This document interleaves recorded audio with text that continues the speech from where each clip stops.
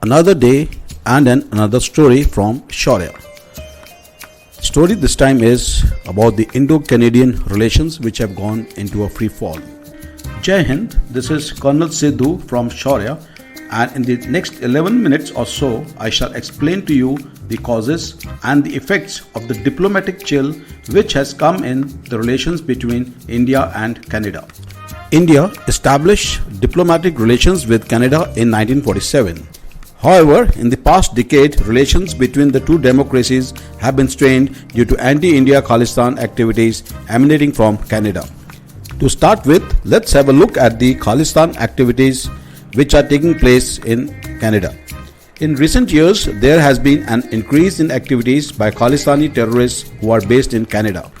On the very day the G20 summit was in progress in New Delhi, a referendum on Khalistan was organized in Canada.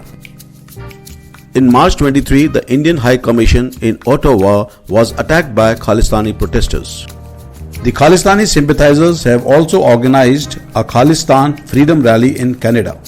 The Indian High Commissioner, Consular General and the Indian High Commission staff at Ottawa have been openly threatened by Canada-based Khalistani terrorists. In addition, threats to the Indian Prime Minister and the Home Minister have been made openly from public places by Khalistani terrorists who are operating freely in Canada. Khalistan terrorists have been brazen enough to make open calls for balkanization of India. Indian protests to Canada on these subversive activities by Khalistani activists have not been entertained by the Canadian government under the garb of freedom of expression. Similar inaction by the Canadian government had led to the bombing of Air India aircraft Kanishka in 1985 by Khalistani terrorists. The bombing resulted in death of 329 passengers, out of which 268 were Canadian citizens. Bombing was carried out by Babar Khalsa, a Khalistan terror group under the leadership of Talwinder Singh Parmar. Canadian PM at that time was Mr. P.I. Trudeau, the father of present Canadian PM Justin Trudeau. Mr. P.I. Trudeau had earlier refused to extradite Talwinder Singh Parmar to India. And surprisingly, only one person was convicted for such a heinous crime. Now let's have a look at the recent events which led to the straining of relations between India and Canada. In June 23, Hardeep Singh Nijjar, a Khalistani terrorist, was shot dead in Canada by two unidentified men. Hardeep Singh Nijjar had been declared a terrorist by the Indian government and had a red corner notice against him by the Interpol. During the G20 summit, India and Canada had no bilateral formal talks. However, the two PMs did meet on the sidelines of the G20 summit, where the Indian Prime Minister expressed concern to his Canadian counterpart over the growing Khalistani violence against Indian interests in Canada. Post G20, on his return to Canada, Mr. Justin Trudeau made an explosive allegation against India. On 18 September 23, Justin Trudeau stated in the Canadian Parliament that Ottawa was pursuing credible allegations against Indian agents for playing a role in the assassination of Hardeep Singh Nijjar on Canadian soil in June 23. The Canadian Prime Minister also informed the Parliament that the Canadian government had sought Indian government's cooperation in investigating the matter.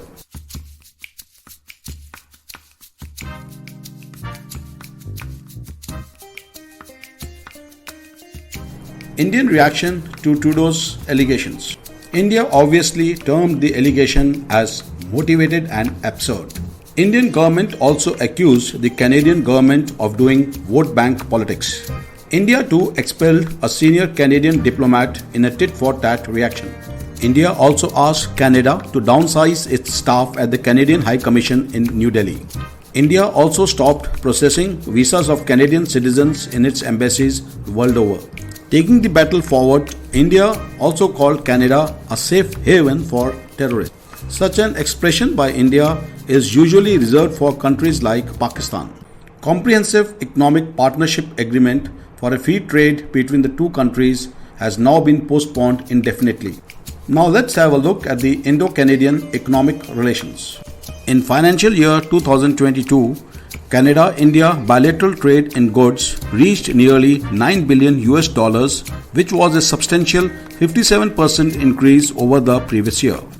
In financial year 22-23, India exported $4.10 billion and imported $4.06 billion worth of goods from Canada. In first quarter of financial year 23-24, India's exports to Canada were 911 million US dollars, while imports from Canada were 990 million US dollars. Indian investment in Canada is valued at over 4 billion US dollars. Canada is India's 17th largest foreign investor, pouring in more than 3.6 billion US dollars since 2000. Over 600 Canadian companies have a presence in India, and over 1,000 Canadian companies are actively pursuing business in the Indian market.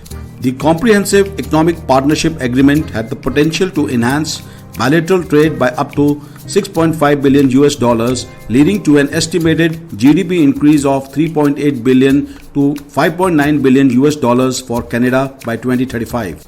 India received nearly 860 million US dollars in personal remittances from Canada in financial year 22. Antariksh, the commercial arm of ISRO, has launched several nano satellites from Canada. In 2018, ISRO in its 100th PSLV flight launched Canadian first low Earth orbit satellite from Sriharikota.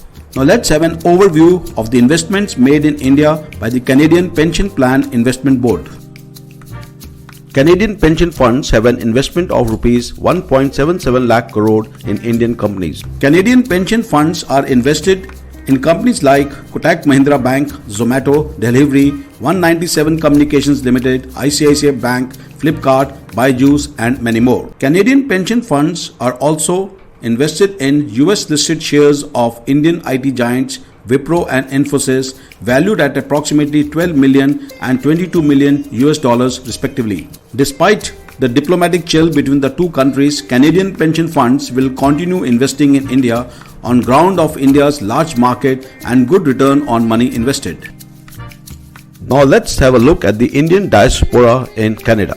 Canada hosts one of the largest Indian diasporas in the world, numbering 16 lakh people of Indian origin, which forms 3% of the Canadian population. In addition, Canada hosts 7 lakh non-residential Indians also. Sikhs have a strength of 7,70,000, which is 2.1% of the Canadian population. Only few thousand of the Canadian Sikhs are Khalistani supporters. Indian students studying in Canada now comprise approximately 40% of the entire population of international students in Canada. Now let's have a look at the stand taken by the Western countries to the Indo-Canadian Pact. One should remember that Canada is an important ally of the Western Bloc and is also a member of the Five Eyes Alliance and NATO. United States and Australia conveyed that they were deeply concerned, while Britain said that it was in touch with Ottawa over the serious allegations. It is interesting to note that the Five Eyes countries declined Canada's request to issue a joint statement on the findings of the probe. US and Australia have been put in an embarrassing position, as India is an important partner of the Quad, which has specifically been evolved to counter Chinese growing influence in the Indo-Pacific. US has been specifically put in a spot as the Biden administration and its allies have been quoting India, whom they see as a crucial counterweight against China and an important cornerstone of their strategy in the Indo-Pacific region. In this section, let's have a look at the ever-increasing India-targeted Khalistan violence in Western countries. In March and July 23, the Indian consulate at San Francisco, USA was attacked and attempts were made to burn it down. In March 23, similar acts of violence on the Indian High Commission by Khalistani supporters were reported from Brisbane and London. In USA, pro-Khalistan supporters recently threatened the Indian embassy and Indian ambassador to USA, Mr. Taranjit Singh Sandhu. USA has assured that violence or the threat of violence against diplomatic facilities and personnel in the United States is a grave concern and will not be tolerated. Now let's find out the reasons for Canada's turning a blind eye to Khalistan-related activities from its soil. Justin Trudeau of Liberal Party heads a minority government which is backed by the New Democratic Party headed by Mr. Jagmeet Singh.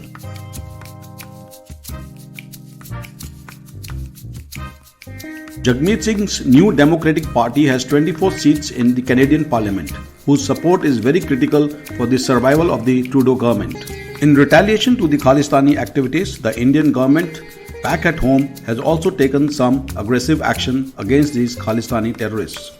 Properties in Chandigarh and Amritsar of designated terrorist Sikhs for Justice Chief Gurpatwant Singh Pannu have been confiscated by a court of NIA.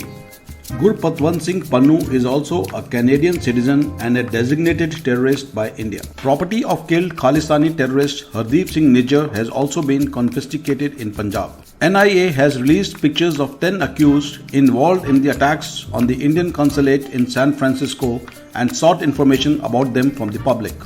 Indian government has also asked its investigative agencies to identify Khalistani terrorists in USA, UK, Canada and Australia and cancel their overseas citizenship of India card so that they cannot in future enter India. Hope you all found the video informative. We at Shaurya will keep you updated about the latest developments on the subject. We at Shaurya believe in personalized mentoring and giving wings to your dreams. Do keep following us on our social media handles. Thank you, God bless and Jai Hind.